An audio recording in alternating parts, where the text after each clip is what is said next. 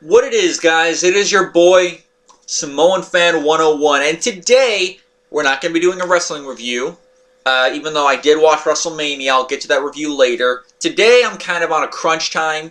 In about 13 days, Avengers Endgame will officially be released in almost all regions, and I will be going to see that movie probably the day after. So, here's what I had in mind. I already did a Star Wars marathon reviewing all the Star Wars movies. Now I'm going to do an a Marvel Cinematic Universe marathon reviewing all the Marvel movies in the MCU. Now, the good thing is, thanks to Mr. Library, I have a shit ton of Blu-ray films. Not all of them, but a shit ton of them to review most of them. And 5 films, by the way, I already have on Netflix, although I did already get the Blu-rays for that because I like watching the behind-the-scenes thing, and I might not have a chance to use the Netflix in the other room, so, you know, take that for what it's worth. Anyway, now that being said, I want to start off this MCU marathon here with the first film of the Marvel Cinematic Universe. Elektra. No. No, it is not Elektra. Thank God for that. Or else the MCU would have been dead and in the ground. No. The first film of the Marvel Cinematic Universe was 2008's Iron Man, starring Robert Downey Jr. and a shitload of other people.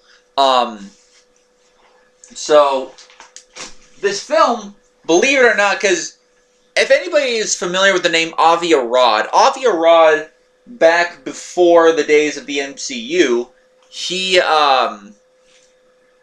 was the one who was the producer, or a producer, whether he was executive or not, behind all the Marvel movies, including the Sam Raimi Spider-Man trilogy, Hulk 2003, Daredevil, the Mark Webb Spider-Man movies, even pretty much all the Spider-Man movies not related to the MCU, he's been a part of. You know, that also includes Into the Spider-Verse and Venom.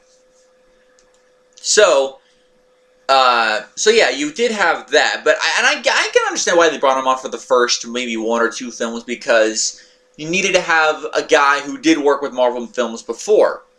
But this movie was directed by Jon Favreau, who of course has directed other films and plays Happy Hogan in the MCU, including this movie as well. And it was released in 2008 and made a good amount of money for what it was worth.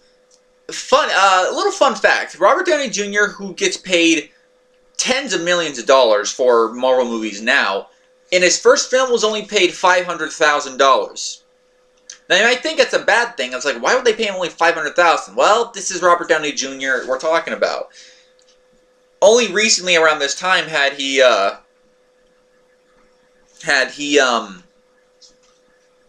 gotten off all the substance abuse and, and the drinking issues. So, they were still kind of skeptical going with Robert Downey Jr., but, of course, they showed here that it was definitely a win. So, so let's get the plot going. You had Robert Downey Jr., who plays Tony Stark.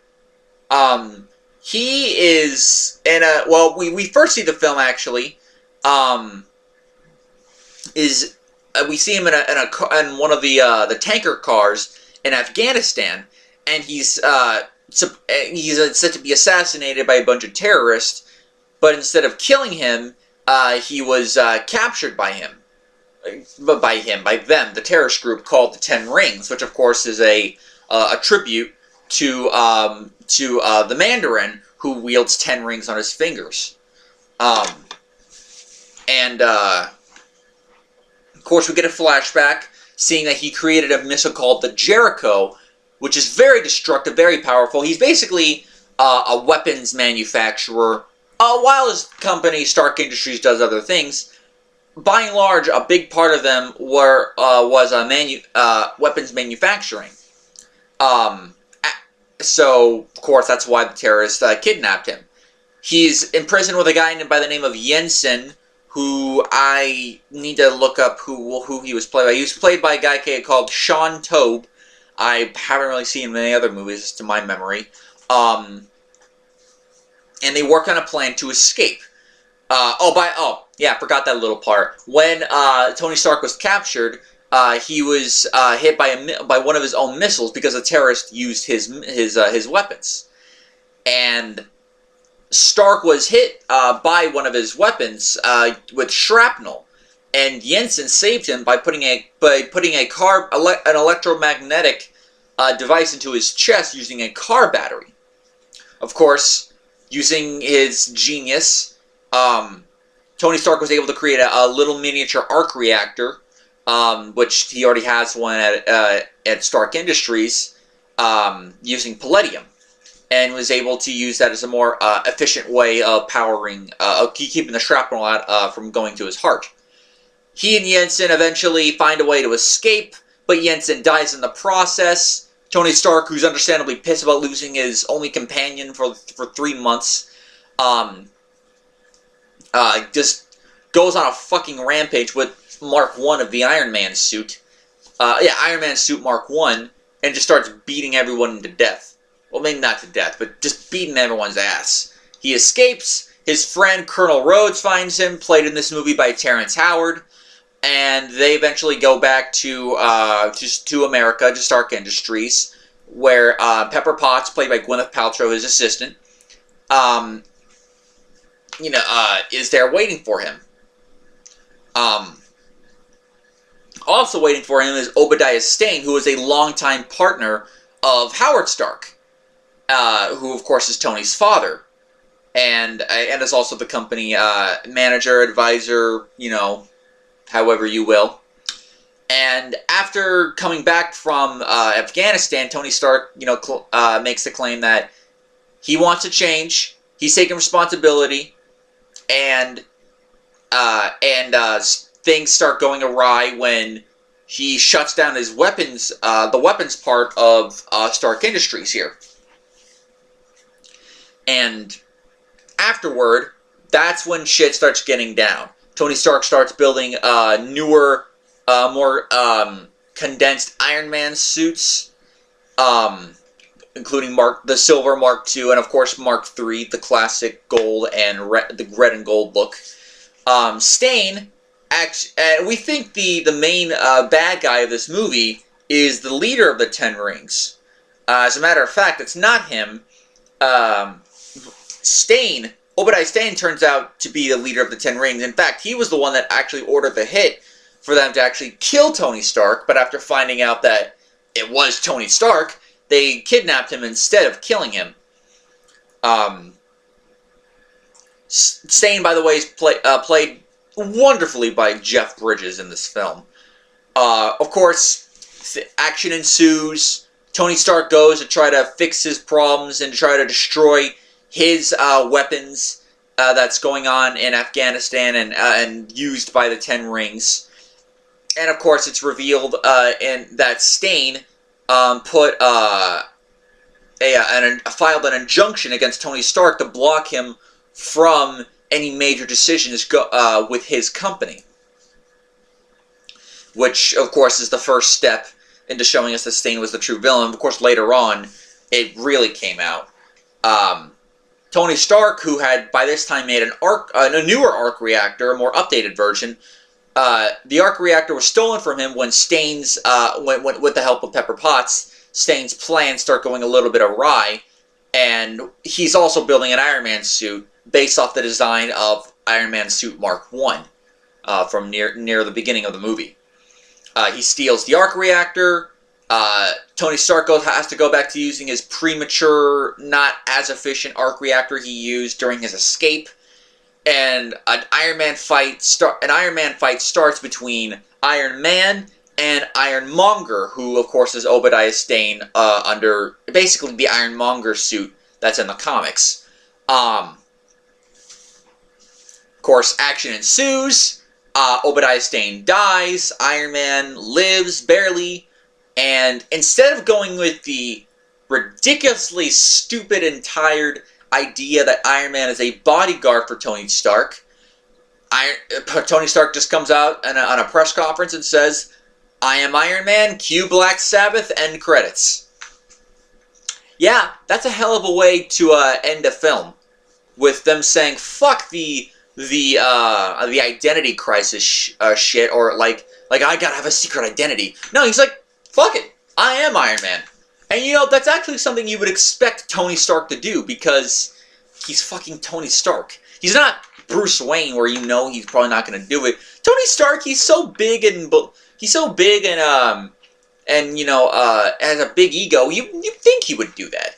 And I'm glad the moviegoers decided to take a different turn with it. Of course, that's not the end here. And in case you don't know, I mean, like, who the hell doesn't know about these post-credit scenes by now? Nick Fury, played by Samuel L. Jackson in this film, director of S.H.I.E.L.D., comes to Stark and wants to talk about an Avengers initiative, telling him that he's not the only superhero in the world, and that he's entered a much bigger universe. And of course, it's discussing the Avengers initiative. Now, of course, what did he mean by superhero? We thought they all meant Captain America. Apparently, thanks to the retconning of Captain Marvel, he was talking about Captain Marvel. Fuck Captain Marvel for the retconning, at least in that aspect of it. Continuing on. Okay. Going through the plot, what did I think of this?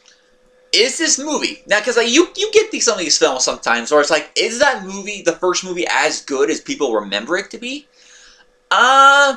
In some cases, yes, some cases, no. It happens. For example, I really enjoyed the first X-Men film, and while I can still enjoy it, it's definitely not as great as I thought it was, as I originally thought it was growing up. And so, and you know, even some of the special effects haven't aged all that well. What about Iron Man? Does this film still hold up after all these years? And my answer? Yes. Yes, it does hold up after all these years. This film is just as enjoyable now as it was back when it first came out in, at least in the US, May of 2008. It's just as enjoyable. The special effects are still top-notch, and it had a budget of $140 million, and clearly used as much of that as possible, especially on the effects. The effects look gorgeous, especially for the Iron Man suits. All of them, including the Ironmonger suit. The Ironmonger suit, Mark 1, Mark 2, Mark 3, the little screws and everything just coming together. All of it. It all looks absolutely fantastic. It still looks just as fantastic now as it did back then. That's how you know that you got some pretty fucking good special effects, is that you know the film is just as good looking now as it is now than it was back when it first came out. Granted, it was only 11 years ago, but look, shit happens in 11 years. A lot of things can change in the span of time of 11 years. Thankfully, this did not change for the better, because it was still great. So the special effects are amazing. The action scenes are very good. Are they top-notch? Like, could they be better? Yeah, they could. But to be fair to the film wasn't just all about action and how, you know, how bloated the special effects were. If you wanted that, you can watch Spider-Man 3 and look how that film turned out. In the long run. So it had good action, and it gave us what we wanted: Iron Man kicking ass. And even the final action scene between Iron Man and Ironmonger, or Ironmonger, or however you want to say that. Look, is it as amazing as some of the action scenes we would eventually get later down the line? No, it's not. But as a one-on-one, mano-a-mano fight, it does its job well. It's not horrible. It's not terrible. I think it's a good action scene. With that said, now of course I'm talking about action and special effects. Cinematography was great. Just everything. A lot of the aesthetics to it is great. What about the story? What about the characters? The story is you could say a paint by the numbers redemption story, but the key difference is the guy we're dealing with. We're not dealing with someone like a Bruce Wayne or someone to that effect who's like a completely changed person. Tony Stark is still Tony Stark. That's what I like about it. He's still very much egocentric. He's still very much a jokester, still very much sarcastic, whether to his friends or to his enemies. Still has the witty one-liners. But the key difference is that he's had his eyes open to what his weapons can do, and how in the wrong hands, how it can be used to just completely cause chaos and destruction.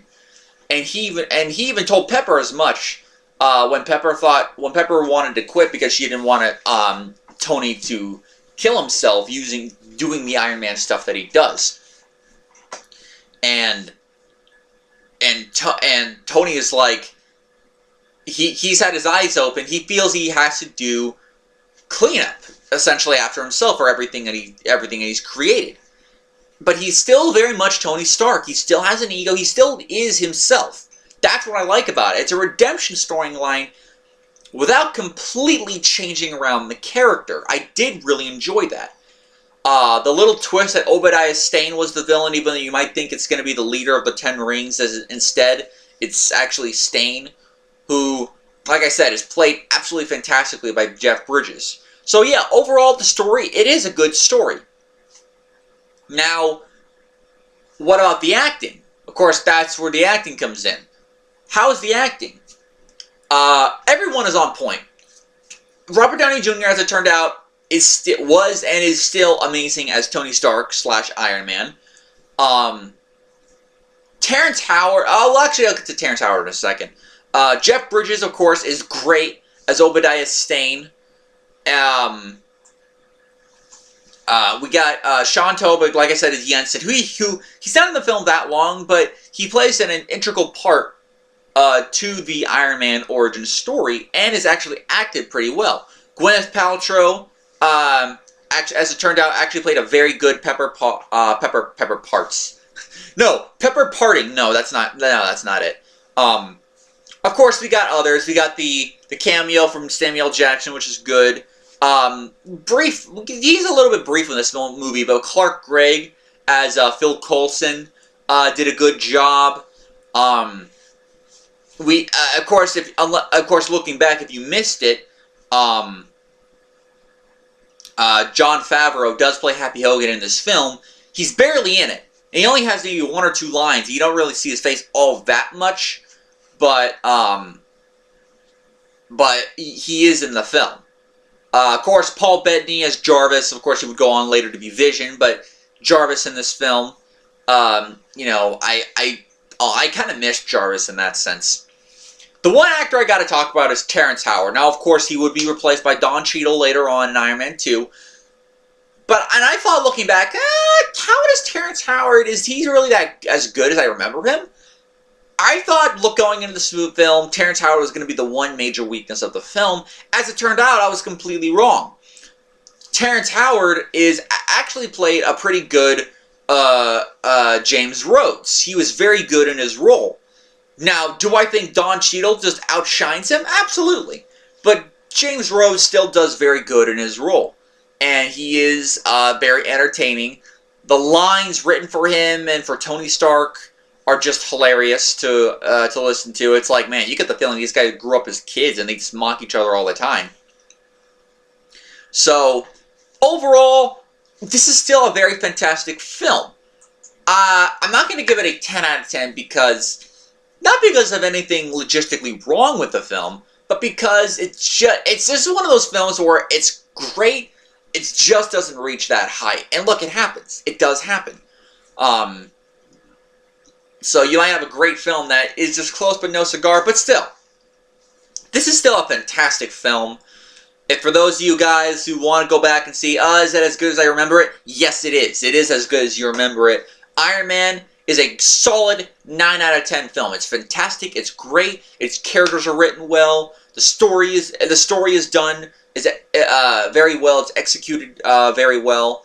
All the actors are on point. The special effects are great. Everything is mixed as well. I know some people say like, the second half of the movie, like Doug Walker, like the second half of the movie, it's just slow, it's plotting, and I'm not the big fan of it. I'm like, what is wrong with you?